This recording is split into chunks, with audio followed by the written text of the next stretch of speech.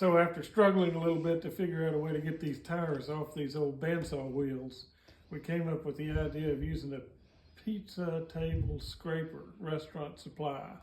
Put a little bit of edge on it, and then you just back it up against something sharp, hard, and you can just push in theory.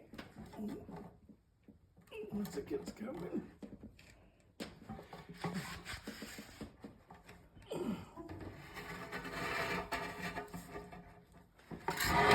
Work your way around the wheel like that.